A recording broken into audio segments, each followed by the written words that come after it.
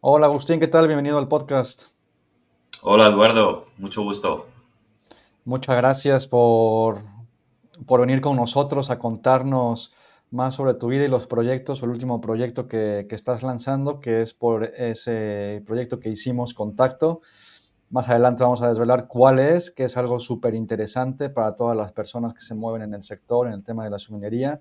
Es muy, muy interesante, le estuve echando un ojo, pero antes de llegar a esa parte, Agustín, me gustaría, bueno, que nos contaras un poco sobre tu recorrido, que ya te lo había comentado fuera de cámaras, que es muy, muy interesante todo lo que has hecho, todas las formaciones que tienes, todo lo que haces, que ya veremos también, pues todo lo que tocas, ¿no? Como consultor, como formador, como profesional, lanzando, diseñando cartas, menús, etcétera.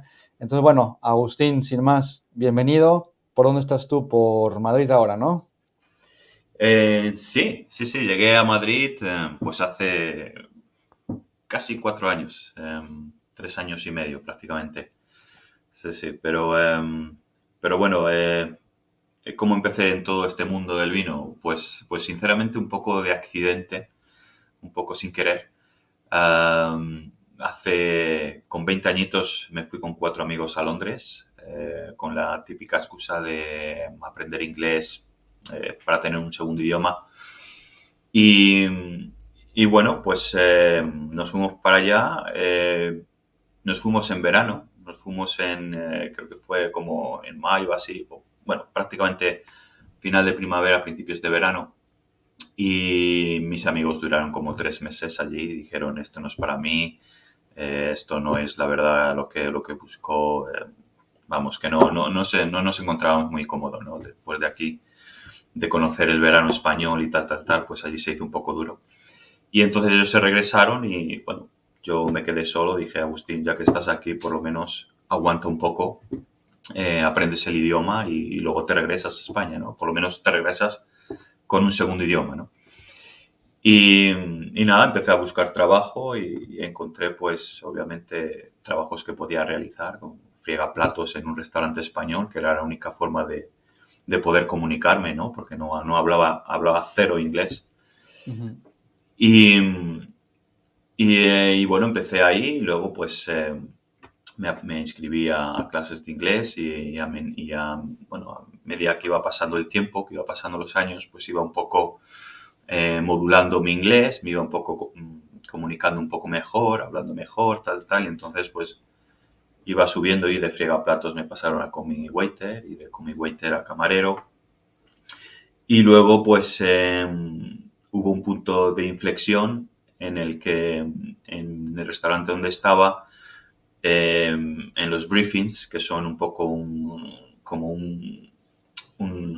como una, ay, no sé cómo se dice, bueno, como un briefing antes del servicio que te dicen Una, qué es lo que una va a pasar, ¿no? reunión, Una reunión, sí, exacto. una pequeña De, reunión de como lo, para ver la orden del día, bueno. Ujú. exacto, de quién viene, qué VIPs hay, cuántos comensales tenemos, special request, todo esto, ¿no?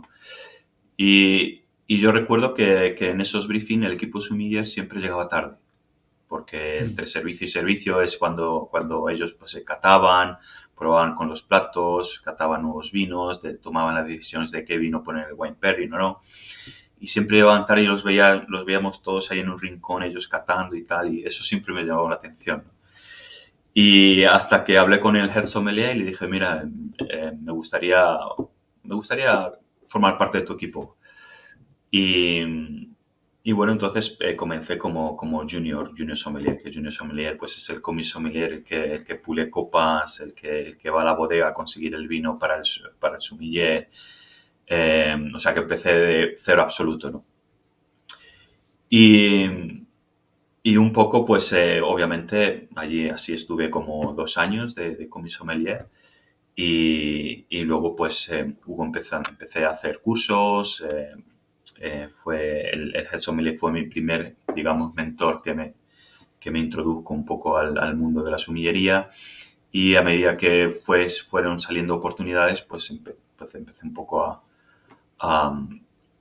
a incrementar, ¿no? A cambiar de posición. De comi sommelier pasé a a Junior Sommelier, Sommelier, Assistant, Head Sommelier, en un periodo un poco bastante amplio, ¿ok? O sea, no de la noche a la mañana, sino pasaron bastantes años. Y, y todo esto pasó en Oxford, una pequeña ciudad de Inglaterra, en el que, bueno, llegué a ser head sommelier del único 5 estrellas, o del único 5 hotel 5 estrellas de la ciudad.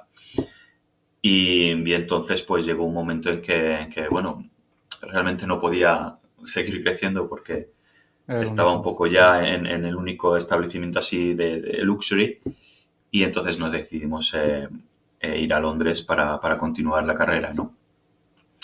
Y en todo esto, me inscribí pues a los cursos de la WCT, el Level 1, Level 2, Level 3, hasta que en el 2012, bueno, pues conseguí el diploma del WCT, y luego un año después, pues el Core Master Sommelier, el Advanced. Ujú. Eh, y, y bueno, y actualmente pues preparándome para el Master Sommelier.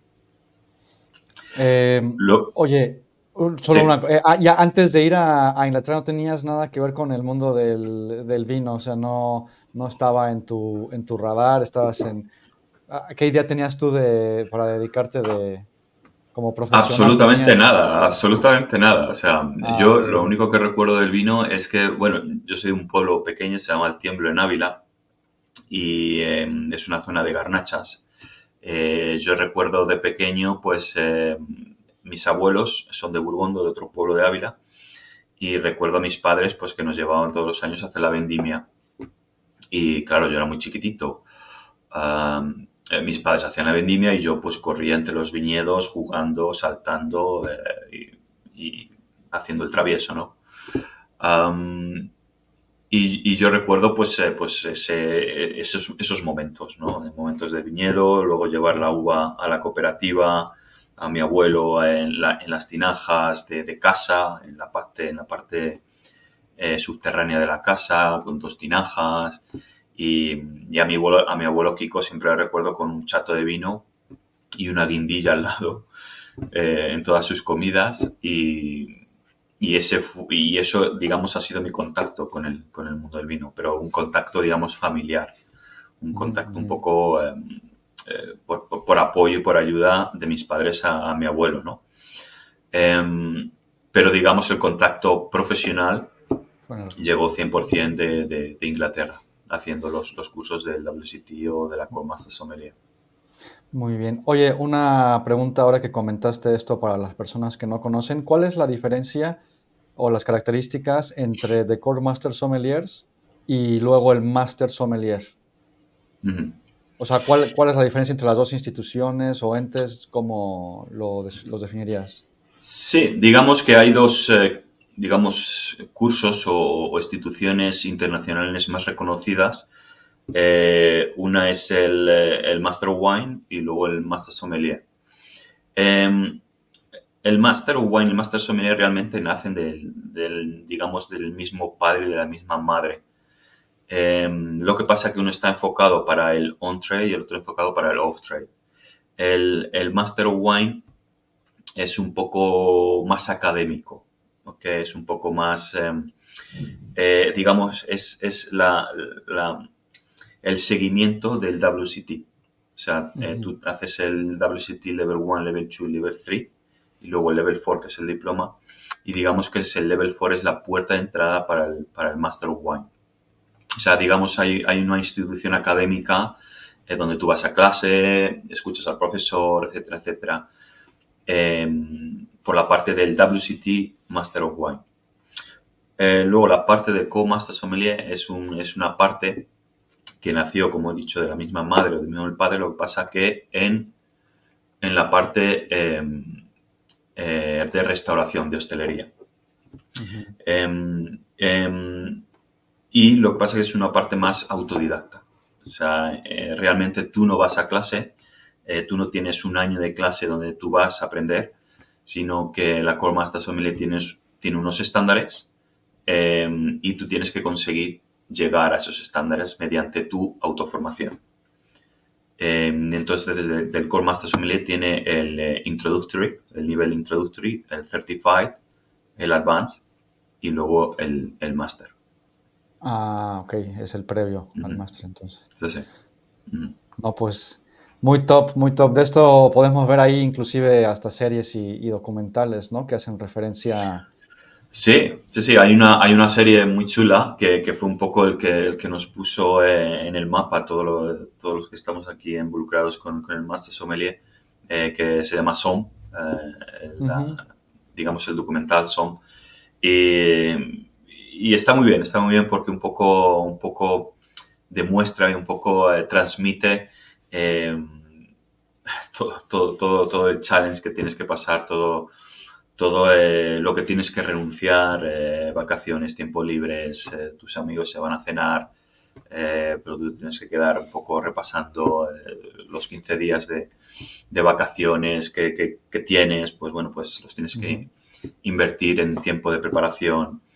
O sea, está muy bien porque transmite pues ese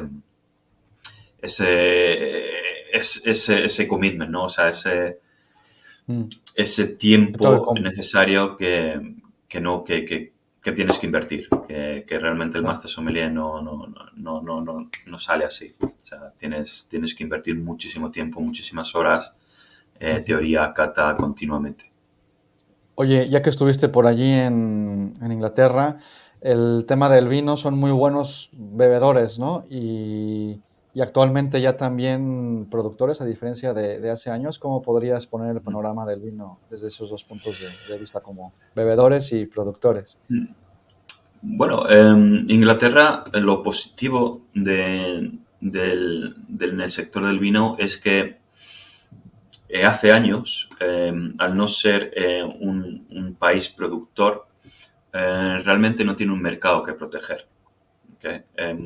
Que es un poco lo que pasa en todos los países que Ya. elaboran vino, ¿no? En España, en Francia, en Italia, tú vas a Piemonte y posiblemente entras a un restaurante y el 90% sea vinos de Piemonte. Porque hay un mercado que proteger, porque hay un mercado que, digamos, mostrar al mundo. Inglaterra no. Inglaterra hace muchos años era un buen bebedor, es un gran mercado para importar, pero no de elaboración. Por lo tanto, no hay un mercado que proteger, por lo tanto, está abierto a todo el mundo y a todos los países que elaboren vinos. De hecho, bueno, el Core Master Sommelier y el Master Sommelier son instituciones británicas que nacen en Londres por la demanda de muchos mercados, mucho producto extranjero entrando en Inglaterra y ese producto hay que colocarlo, ¿no? Y ese producto hay que organizarlo y hay que transmitirlo. Y entonces, pues obviamente a nivel de conocimiento son mucho más abiertos, son muchos más, tienen un conocimiento más profundo de varias zonas vitivinícolas, varios países elaboradores, pero porque durante todos estos tiempos se han dedicado a comprar y traer ese vino a Inglaterra. Entonces tenían que de alguna manera conocer el producto que compraban. Sí, es muy curioso que estas grandes instituciones internacionales reconocidas estén salgan de un sitio donde históricamente no ha habido eh, Mm. producción, como bien comentas. Mm. Ahora, en estos tiempos, ya están haciendo espumosos, ¿no? Que están sonando por ahí. ¿Cómo Sí, sí, ves sí. ahora? Muy bien, la verdad, muy bien. Digamos, pasa todo principalmente en el sur de Inglaterra. Eh, y bueno, es un poco el cambio climático ha sido, digamos, el punto de ayuda para Ujú. la elaboración de estos espumosos bueno, Inglaterra elabora tintos blancos y espumosos principalmente en el sur del país, pero digamos el estilo de vino que son conocidos es por el método tradicional espumoso que hacen. Hay mucha inversión que está llegando, sobre todo mucha inversión de elaboradores en champán. Está, por ejemplo, Taittinger con el Domaine Bremont, um, que bueno, que están viendo que hay un potencial de explotación en el sur de Inglaterra porque, bueno, los suelos son muy parecidos, son muy calizos. No sé si puedes visualizar el típico eh, eh, corte en las costas inglesas, que es pura caliza, muy blanco. Pues es Ujú. un suelo muy parecido al de Champagne y luego el clima se ha ido moderando mucho con el cambio climático. Ya los inviernos son fríos, pero no tan fríos, y los veranos no son tan fríos, son un poco más calurosos, donde se pueden un poco garantizar el, la madurez completa de las uvas. Entonces, digamos que el sur de Inglaterra se está pareciendo a lo que era champán hace por lo mejor 20 años, ¿no? Que ahora champán un poco están llegando veranos bastante opresivos, ¿no? Como fue, por Sí. ejemplo, en el 2003 o en el 2005, que fueron veranos muy calurosos, que hace 20 años en champán eso no pasaba, ¿no?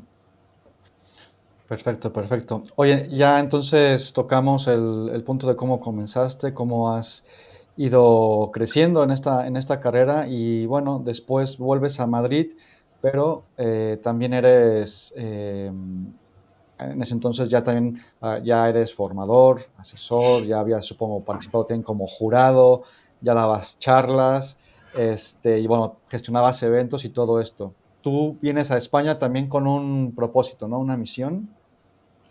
Sí, después de 20 años en Inglaterra estuve 20 años eh, y yo soy una persona un poco, intento no acomodarme, intento crearme mis propios challenges, intento eh, ser innovador cada vez que me dan la oportunidad, intento no digamos, quedarme en la zona de confort. Me Ujú. gustan nuevos retos, me gustan nuevos challenges, me gustan nuevos mercados. Entonces, después de 20 años en Londres, yo sentía que necesitaba un cambio, que el mercado londinense pues ya lo tenía muy masticado, muy digerido, lo conocía muy bien, bueno, lo conozco muy bien. Y entonces decía, Agustín, necesitas un cambio, necesitas explorar nuevos mercados. Ujú. Y sinceramente, España no estaba dentro de los planes. Eh, eh, Me iba, de hecho, a Hong Kong. Me iba como wine director al Hotel Shangri-La de Hong Kong. Eh, estaban, las negociaciones estaban muy avanzadas, pero bueno, hay una herramienta en Internet que es bastante útil, que se llama LinkedIn. Y entonces me contactaron por LinkedIn Four Seasons Madrid, diciendo que bueno, buscaban un beverage manager, un wine director para el proyecto, y buscaban un perfil un poco como el mío, ¿no? Un poco con experiencia internacional, etcétera, etcétera. Y entonces pues tuve un par de entrevistas con ellos, luego fui a Madrid, los visité, tal. Y entonces dije, wow, es un proyecto súper interesante, o sea, es un proyecto fascinante. Y dije, qué mejor forma de volver a mi país de origen de la mano de Four Seasons. El primer Four Seasons en España, poderlo abrir yo en Madrid. Entonces dije, ok, let's go, eh, vamos a hacerlo. Y entonces abrimos en plena pandemia. Wow. Fue muy duro porque, bueno, eh, como sabrás, la pandemia fue muy duro para todos. Pero abrir un hotel de 200 habitaciones como es el Four Seasons, que es un monstruo de gestión en plena pandemia, se hizo durísimo, se hizo muy duro. Eh, pero bueno, lo abrimos, salió todo bien. Eh, y entonces ahí estuve pues 3 años, sí, 3 años y medio por ahí, hasta que un poco me di cuenta de que bueno, que yo creo que podría eh, explorar nuevos caminos en cuestión de crear mi propia empresa como asesorador o como consultan o formador, porque todos estos proyectos me entraban, siendo el buen directo de Four Seasons, me entraban, pero muchas veces tenía que decir no porque yo obviamente, o sea, yo era un empleado de Four Seasons y mi tiempo requería ser full time con Ujú. este hotel, entonces muchas veces decía no.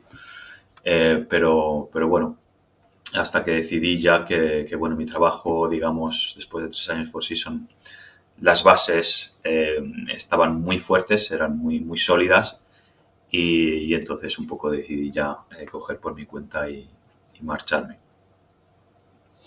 Sí, me salté un poco también tu carrera en Londres, pero claro, o sea, Ujú, ahí estuviste en restaurantes top, inclusive colaboraste con algunos restaurantes que fuiste clave para la consecución de algunas estrellas Michelin, ¿no? O sea, ujú. y es ya después que te vienes a España con este gran proyecto de Four Seasons que entiendo Sí. fue Ujú. lo más top en tu carrera, ¿no? También. Em, Sí, bueno, diferente, porque obviamente el mercado español es diferente al mercado británico. Eh, para mí fue muy duro también, no simplemente porque abrimos en plena pandemia, sino porque llevaba un mercado completamente nuevo. Nunca había trabajado como sumiller en España, no conocía las tendencias, no conocía la gestión, la administración, los proveedores, el cómo gestionar todo eso. Entonces, para mí también fue bastante educacional, ¿no? Poder adaptarme a un mercado nuevo. Pero en Londres, bueno, no sé, necesitaríamos como 4 podcasts para sí, un exacto, poco exacto, sí, resumir 20 años en Londres para un claro, sumiller. Es como, wow. sí. Sí, trabajé bueno, desde muchos lugares, un poco para destacar, pues los Estrella Michelin de Lonsdale Place, D&D Company. También hice un stage en el FATAC de Heston Blumenthal. Eh, muchos Sí. lugares, muchos lugares, sí, Como sí. bien, o sea, necesitaríamos un podcast para que nos cuentes casi la experiencia en cada sitio, porque ha de ser increíble Mm, cómo es trabajar allí, todo lo que se vive y las anécdotas e historias que has de tener como sommelier han de estar interesantísimas. Pero sí, sí mm. necesitaríamos, bueno, pero podemos agendar para otro podcast y centrarnos en esas experiencias que la verdad seguramente tendrás historias muy, muy buenas. Pero sí, ahora me gustaría pasar un poquito, pues, por lo que surgió este contacto contigo, que es un nuevo proyecto que estás lanzando, bueno, en España, porque ya existe. ¿Nos puedes contar al respecto y desvelar Sí, cuál es el proyecto? sí, sí. Bueno, después de crear, digamos, esta empresa que se llama Atesom o Atisom. Ujú, En esta empresa un poco pues engloba muchas cosas, ¿no? Engloba desde, como he dicho, asesoramiento, consultoría, formación. Bueno, colaboro con muchas Wine Academies para dar los WCT, especialmente Level 3, en nivel 3, con Modern Wines, con Ingavi en Galicia, con varias. Eh, y luego tenemos también Star Wine List, que también sería interesante un poco eh, profundizar en esta revista, que es una revista, bueno, ujú. sueca, que es un poco lo que hace es, digamos, pone en valor a los restaurantes que tienen una carta de vinos destacable. Entonces, el Star Wine List lo que hace es agenda un poco los brand ambassadors, ¿no? Están en todos los mercados de Nueva York, Londres, Singapur, y bueno, yo soy el brand embajador aquí en Madrid, donde anualmente pues lanzamos un listado de los nuevos establecimientos que tienen la estrella de Star Wine List, ¿no? Ok. Eh, y es muy interesante porque bueno, digamos, pues valora, ¿no? El trabajo de sumir día a día en decir, estás haciendo un buen trabajo por tu carta de vinos, bien hecho, digamos, te vamos a poner en valor con la estrella de Star Wine List. Entonces también es una especie no sé, de motivación, ¿no? Para el O sumiller, sea, ujú. tener una Star Wine List en tu carta de vinos. O sea, para entender este concepto sería como, por Ujú. ejemplo, una estrella Michelin o un Sol de Sí, Guía Repsol, me parece.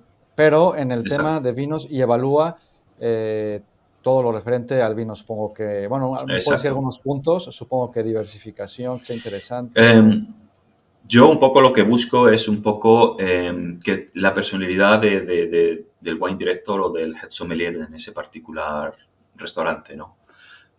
Por ejemplo, este año hemos puesto en la lista La Caníbal de Madrid, Gans de Ujú. Madrid también, Berria, que siempre ha estado ahí. Entonces, un poco lo que valoro es que tenga personalidad, que tenga una justificación, ¿no? Que no sea un copy-paste de una carta de vinos un poco elaborada en un día, ¿no? O sea, que se vea que haya tiempo detrás, que tenga todo un porqué de su carta de Ujú. vinos y que vaya acorde con la filosofía del establecimiento. Y que sea único, ¿no? O sea, que Esta se salga un estrella, poco... bueno, Ujú. esta Star Wars se le da al establecimiento Sí, y al sommelier en turno, o sea, el sí, sommelier recibe también. se le da al establecimiento, si se va el sommelier, el establecimiento los sigue conservando, Eso es. pero al año siguiente quizá la pueda perder, Sí, dependiendo no si es ha como seguido... que Ujú. es vitalicia, no, no. No es vitalicio, o sea, se va renovando cada año reviso que todo siga igual o que sigan con la filosofía, aunque se haya ido el head sommelier. O sea, si Eso continúan es. con la misma teoría, pues la conservan. Si han dado un giro y han, digamos, Mm. han tomado unas decisiones donde Star Wine List no se siente identificado, pues la pierda, sí. Y, por ejemplo, si alguien que está escuchando quisiera, nominar a su restaurante, o sea, ¿cómo funciona un poco el proceso? Sí, realmente no hay nominación. Realmente soy un poco yo quien hago investigaciones por internet o voy a sitios a tomarme una copa de vino, a hablar con el dueño, a informarme un poco qué es lo que hay Ujú. detrás de ese proyecto. Pero si alguien realmente piensa que merece estar en Wildleaf, pues oye, que me envíe un Contacte. mensaje por Instagram o un email. Oye, mira, Agustín, me gustaría que visitases nuestro sitio a ver si lo crees conveniente para que esté en Star Wildleaf y yo encantado que voy y me tomo una copa de vino y charlamos y sin Muy problema, sí, bien. sí. Ujú, Vamos a poner el enlace también aquí a la web, que bueno, es starwinelist.com, entonces ahí podrían ujú. ver, Exacto. ¿no? Todo perfecto. Y luego, bueno, sobre Top 100 Sommeliers, Mm. ¿cómo nace esta institución? Porque entiendo que la traen ahora, pero ya existía de antes, Mm. ¿no? Sí, esto es una organización británica que lo lleva Charlotte Angeline, que lo han hecho en Londres con un éxito rotundo, con un éxito brutal, muy bueno. Y también lo han exportado a Singapur, a Nueva Zelanda, con el Master Sommelier Cameron, y lo hemos exportado aquí, a Madrid. Digamos, el, la inauguración lo hicimos en enero. Y cómo funciona Top 100 Sommeliers? Pues muy fácilmente. Esto yo siempre lo comparo un poco como los 50 best de los restaurantes, ¿no? Como los top 50 del mundo, pero reducido solo a la figura y la persona del sommelier en concreto. Entonces, lo que hacemos es valoramos, elogiamos la figura y los logros de cada sumiller. Eh, ¿Cómo aplicar? Pues vas a Top 100 Sommeliers, Top 100 Sommeliers España. Sommelier Edit es la página web donde tú tienes una, una, un link donde pinchas y hay una serie de preguntas. Bueno, te pediremos el CV, te pediremos fotos profesionales, recortes de prensa, preguntas como cuánto tiempo has pasado o estás, cuántos años de experiencia estás en el, como sumiller, eh, qué, qué niveles de WCT tienes, si tienes Core Master Sommelier, si has hecho competición o no, si tu carta de vinos está en Wine List o no, si están en Wine Spectator o no. Todas esas preguntas tienen una puntuación. Y entonces al final del formulario tenemos un equipo de jurado, un panel, donde está Pedro Ballesteros, donde está Almudena Alberca, donde está Andreas Kubat, donde está Valeria Gamper, donde nos vamos a reunir y todas esas aplicaciones vamos a sumar todos los puntos y un poco pues así se creará los top 100, ¿no?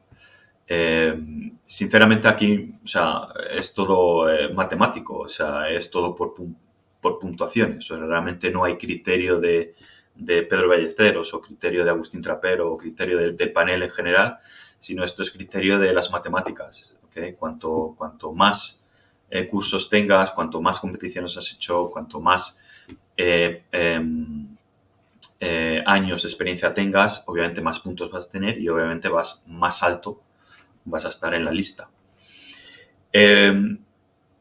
Esto luego lo vamos a reflejar todo en una ceremonia que será el 27 de mayo en el Four Seasons, donde vamos a hacer una ceremonia, una especie de donde, bueno, pues invitaremos a todos los que han aplicado a Top 100 Sommeliers a que vengan, tomaremos una copa de cava con los canapés y luego haremos, digamos, La premiación exacto, o los la top ceremonia, 100, ¿no?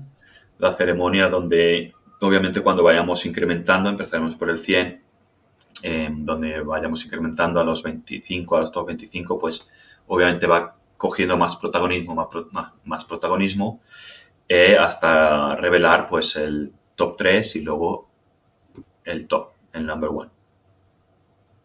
Y, por ejemplo, en otros países, este formato, por ejemplo, para un sommelier, ¿qué significado? ¿Sabes? O sea, ¿qué es lo que pueden Sí, esperar las personas que participen en este proyecto? a mí cuando me lo propuso Charlotte, me pareció una idea fascinante. O sea, fascinante porque realmente lo que se quiere hacer con esto es dar voz y dar una ventana a la figura del sumiller. O sea, realmente lo que estamos reconociendo es la labor del día a día del sumiller. De decir, llevas esta trayectoria, estás haciendo competición, te estás actualizando con cursos, estás haciendo entrevistas en medios de comunicación, estás haciendo un gran trabajo y como estás haciendo un gran trabajo te lo vamos a reconocer. Entonces esto es una especie de gracias, digamos, una especie de decir continúa con esta labor que estás haciendo porque realmente el sector de la sumillería lo necesita. Necesitan que estos chicos, que los sumilleres sean escuchados, sean vistos y sean reconocidos. Y entonces pues nosotros lo que hacemos es este tributo a esa persona, a esa figura, para que continúe con el buen trabajo. Y a mí Sí, justo esto me pareció increíble. Digo, wow, o sea, esto en España realmente no lo hay. Entonces, ¿por qué no? Oye, vamos a traerlo. Es súper necesario.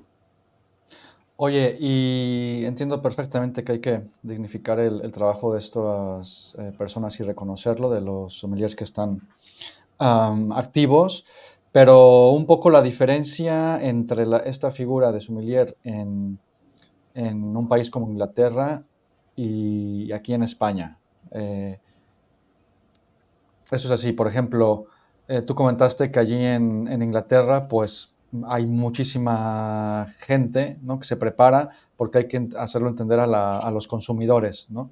A diferencia de aquí, como bien dijiste, vas a un sitio, por ejemplo, yo estoy aquí en San Sebastián y el 80% de las cartas es Rioja, otro 10 Ribera del Duero Uh -huh. y, y es difícil encontrar realmente vinos de otras partes del mundo que a veces ni las hay.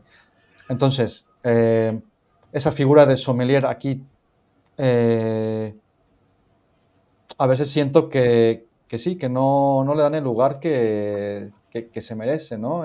¿Tú cómo lo ves? O sea, el punto de vista desde un sommelier Sí, de a ver, Inglaterra o aquí. Los estándares de Top 100 Sommeliers son exactamente los mismos en todos los países. O sea, las preguntas y las puntuaciones son exactamente lo mismo. Mm, Es cierto que, que en Londres, por ejemplo, pues todo lo tienen un poco más asumido o todo lo tienen un poco más, es más llevadero porque la carta de vino suelen ser más internacionales. Entonces, ellos no tienen 25 Ribera del Duero, o ellos no tienen 15 Riojas. Ellos tienen menos de todas las regiones, pero con un abanico mucho más amplio. Para el sumiller español es un poco más difícil, requiere más tiempo, requiere más dedicación, porque el día a día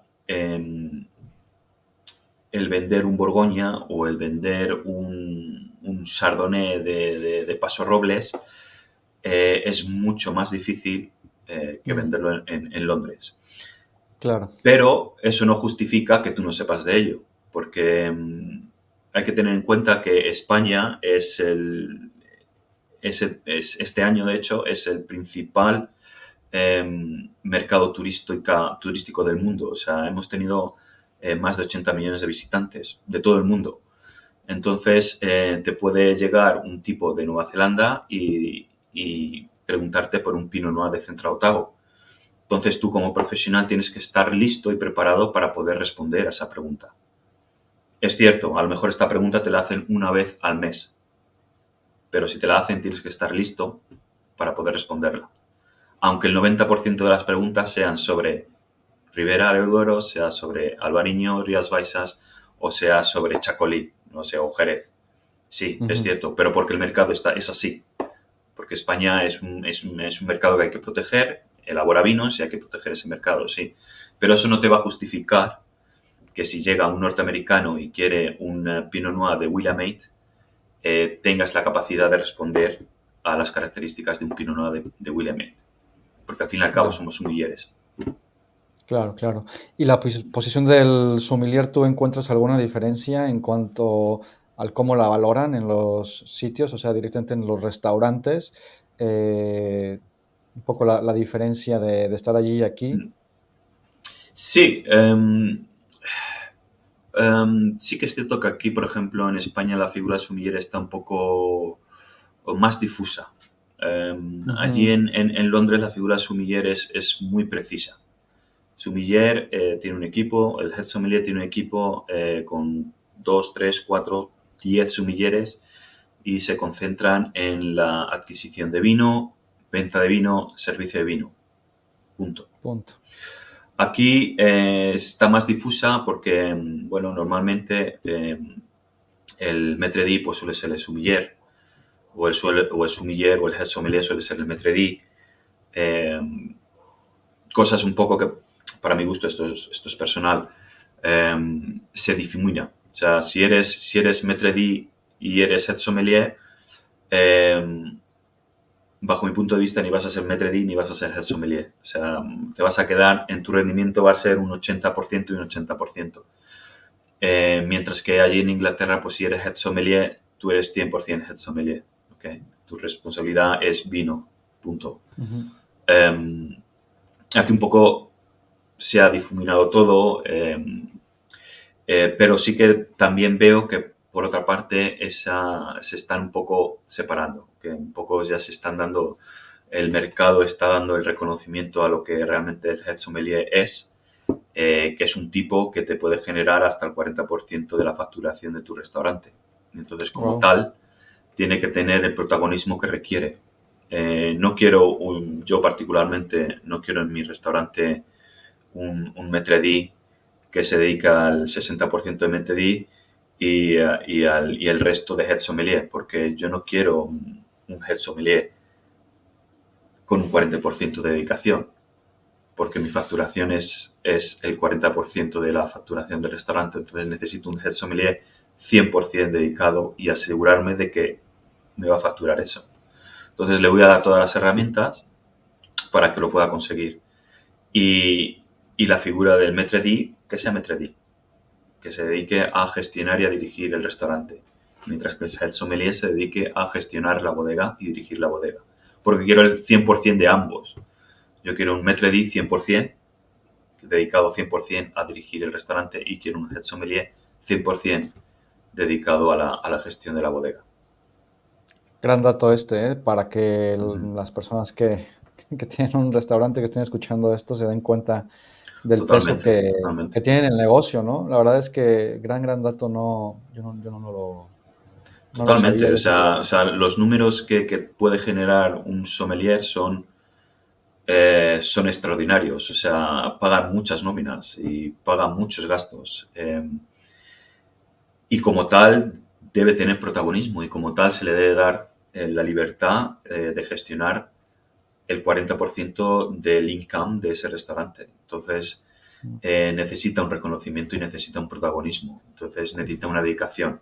Y como he dicho antes, yo no, o sea, yo si estoy en todos los restaurantes que consulto, doy mucho hincapié a eso. Si tienes una persona dedicada al vino, esa persona va a ser 100% dedicada al vino, porque necesitamos que genere. Ujú, Si ujú. está al 50%, porque el 50% es de Metredi, te va a generar mucho menos que una persona que esté 100% dedicada a eso. Sí, no, y sobre todo las habilidades que debe de tener a nivel, negociación. Platicando con Ciro de Aquelarre, me comentaba, ¿no? Que también como Ujú. sommelier, pues debes de aprender a comprar, y si compras Totalmente. vino con mucha visión, pues es prácticamente una inversión. Bueno, ahora hay empresas que se dedican al tema de inversión en vinos o Ujú. whisky o destilados. Pues un sommelier al final del día puede también comprar, adquirir vino, a Claro, un costo muy bueno, cuando él sabe que ese vino está para venderlo en 5 años, ¿no? Pero ya con eso, eh, totalmente. Sí, sí. le Eso, gana. eso, eso lo decía Gerard Basset, ponía mucho hincapié en eso, que el sommelier es el primer businessman del restaurante. Es el primer businessman del restaurante. Es el primero en que tiene que ver la visión de cómo generar negocio. Los 100 puntos Parkers. Yo en toda mi carrera, cuando había 100 puntos Parkers, intentaba conseguirlos y nunca los ponía en carta. Los dejaba. Los dejaba en la wine sala, los dejaba que pase el tiempo, que pase, digamos, el boom de esos 100 puntos Parker, porque sé que son productos muy elitistas, son productos de muy luxury, muy boutique, muy pequeños, que a la medida que pasa el tiempo se van a ir revalorizando. Entonces, una vez cojan el valor en su máximo esplendor, pues ahí un poco los pones en carta y donde los revalorizas bien. Entonces, todas estas técnicas, negociaciones con suppliers, acuerdos, todo esto lo genera un sommelier. Y todo esto es beneficio para tu propio restaurante o tu propio hotel o tu propio empleado. Ujú. No, está muy bien y muy interesante lo que nos cuentas, porque yo tengo algunos amigos sommeliers. Ya yo hice el diplomado en sommelería, pero nunca estuve activo, ¿no? Pero sí que conozco gente Ajá. que actualmente está, y dependiendo en el país en el que estén, a veces no le dan esa importancia a la figura del sommelier, y vamos, es una persona que debe estar preparada tanto a nivel negocio, conocimientos, servicio, debe de saber que de historia, de geografía, de agricultura, o sea. Totalmente, totalmente. Si es que la visión y el entender el mercado donde estás. O sea, yo me acuerdo que cuando abrimos el Four Seasons, esto es bastante curioso, eh, ¿tú estabas aquí? ¿Tú estabas en la pandemia? ¿Estabas en España? Sí, sí, sí, sí. Sí. Pues no sé si recordarás que hubo una de las restricciones era que no podías ir de comunidad en comunidad. No sé si lo recuerdas. Sí, no podías cruzar, Sí, exacto, sí. exacto. Pues nosotros abrimos con esa restricción. Mm, Y claro, cuando abres con esa restricción de que no puedes tener clientes de otras comunidades, estás abriendo prácticamente clientes para Madrid. En mi caso, cuando abrimos el Four Seasons, era clientes para mm, Madrid. Y entonces yo desde un primer momento entendí que el cliente de Madrid, el cliente madrileño, es bastante conservador. Entonces le gusta mucho sus Riberas del Duero y le gusta mucho sus Riojas. Entonces que ¿cuál fue mi decisión? Mi decisión fue adaptarme a las circunstancias del mercado en ese momento. Tengo un cliente, un mercado bastante conservador, me voy a asegurar de que mis Pago de Carrovejas, mis Altos, mis Rioja Alta, todos los clásicos de un mercado conservador necesita, me voy a asegurar de que van a estar ahí. Sin Claro, embargo, todavía no tengo este mercado internacional o este mercado de diferentes comunidades autónomas donde me van a pedir un poco más diferentes vinos. Como no lo tengo, pues lo voy a tener, pero un poco más reducido. Entonces, realmente, cuando empecé a construir la carta de vinos que yo creía necesaria, era cuando todas estas restricciones pasaron, cuando ya pudimos tener cliente internacional, norteamericano, británico, alemán, y entonces ahí la carta de vinos empezó a crecer con mis, digamos, estándares y con lo que yo creo o yo creía que el mercado necesitaba. Entonces es importantísimo que un sommelier pueda ver eso. No tiene claro. ningún sentido si estás en un mercado conservador tener una vertical de Petrus o tener una vertical de, lo que sé, Crazy Sí. Frog, no lo sé. O sea, lo tienes que ver, ¿no? Ya. Y eso es importantísimo porque al fin y al cabo, como he dicho, estás gestionando, tienes un budget, tienes un presupuesto, lo tienes que gestionar bien y al Ujú. fin y al cabo tienes que justificar los números y tienes que hacer que tu negocio sea rentable. Para eso te contratan, para que tu negocio sea rentable. Oye, hablando de que para que el negocio sea rentable, pues hay que ponerle un costo a los vinos.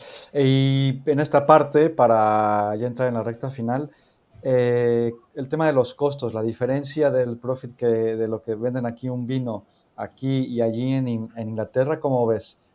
Te pongo un ejemplo. En México, yo llegaba a escuchar que al vino le suben, o sea, casi te venden al doble la botella, ¿no? O sea, le Ujú. suben un 70-80%. Después, en Chile, alguna vez que viajó un bodeguero de México, recuerdo perfectamente un tuit que ponía, miren cómo aquí sí invitan a que consumas vino porque solamente le suben un 25%. Tú que ya estuviste en dos mercados, principalmente, en Inglaterra y aquí, los costos, ¿cómo los ves? Yo, cuando llegué a España, me acuerdo que Amaya, Spanish Wine Lover, la plataforma esta, Spanish Wine Lover, me hizo una entrevista y tal. Y un poco el enunciado, el titular fue, en España los vinos están demasiado baratos, ¿no? Un poco es lo que pienso, lo que pensaba y lo que sigo pensando. Ujú. Son demasiado baratos. Luego, el margen de cada establecimiento varía muchísimo, Eduardo, varía muchísimo. Realmente tú no pagas por el líquido que está dentro de la botella, tú no pagas por la etiqueta que tiene ese libro, ese vino, pagas por todo lo que conlleva. No es lo mismo tomarte un Vega Sicilia en un wine bar Mm. donde está yo qué sé, en Lavapiés y no tiene equipos sumilleres, el dueño es el sumiller, digamos, o sea, no tiene una estructura, que tomártelo, por ejemplo, en el Four Seasons, que está en el centro de Madrid, tiene un equipo de sumilleres de 5 personas y donde la copa donde te lo estás sirviendo, cada copa vale 85 euros. Todo eso tiene un contexto, todo eso tiene unos gastos eh, que deben ser pagados. Obviamente, tú tienes un equipo de sumilleres donde puedes tener una conversación de cualquier vino o de cualquier región vitivinícola durante 5 minutos. Todo Mm. eso hay que pagarlo. El equipo de sommeliers tiene una preparación, tiene nivel 3, tiene el Certified Eco Master Sommelier, tiene bastante experiencia, puedes hablar del averdejo de rueda durante 5 minutos, todo eso hay que pagarlo. No es lo mismo tomarte un chato de vino, como yo digo, en vaso de nocilla, que tomártelo en una espígula. Todo eso lo Ya. tienes que pagar. Y no es lo mismo tomarte una copa de vino en la barra de un bar de Lavapiés, por ejemplo, por ponerte un ejemplo, Ujú. de Chamberí o de Shoreditch en Londres, que tomártelo en la séptima planta de un Sky Bar de un hotel de 5 estrellas. Todo eso hay que pagarlo. O sea, Claro, claro. tienes que pagar el paquete completo, no puedes pagar el líquido. Ujú, Y entonces los precios varían y habrá lugares donde el margen sea menor y habrá lugares donde el margen sea mayor.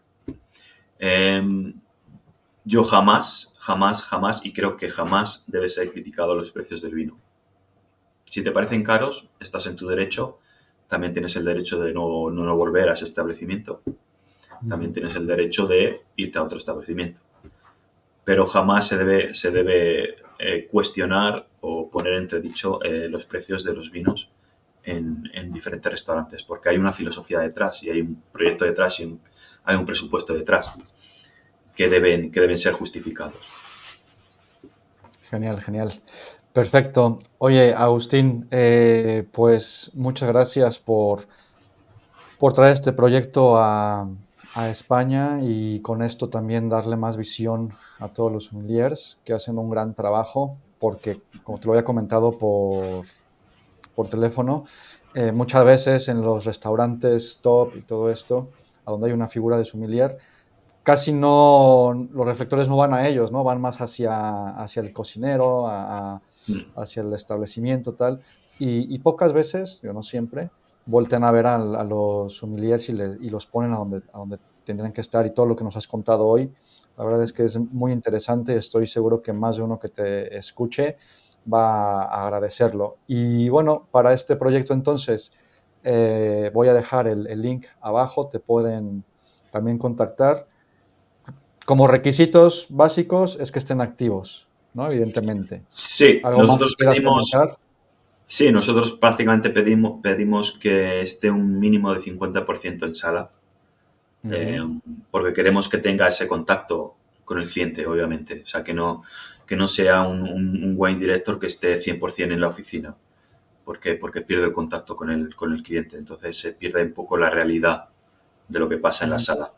Entonces pedimos que tenga mínimo un 50% en sala. Todo lo Genial, demás, experiencia y todo eso es completamente indiferente. Pero vamos, animo a todos que apliquen, que se inscriban, que envíen sus formularios, porque esto es un reconocimiento y cuanto más sumilleres tengamos inscrito, mucho mejor, más fiable va a ser la lista final, mejor reconocimiento van a tener todos. Y la verdad que tengo que decir que la fluidez con la que los sumilleres en España se están inscribiendo es muy buena, es muy positiva. Tenemos más de 200 inscritos hoy en día.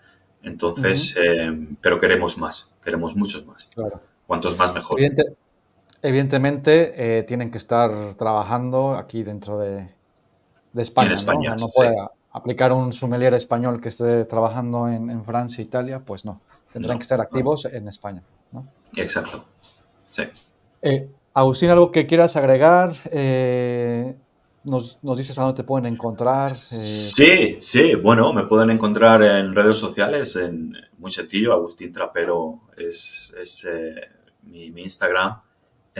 Y nada, bueno, simplemente un poco darte las gracias a Eduardo por este interés que has mostrado en todo esto, y por dar un poco, pues el escaparate, la ventana a este sector que, que de momento está un poco como escondido, pero que sí que noto, llevo, como he dicho, 4 años en España y sí que veo una evolución del perfil de sumiller que está cogiendo más protagonismo, ¿ok? Que Sí, está, que está cogiendo más interés y se está un poco reconociendo su labor y su perfil. Y entonces,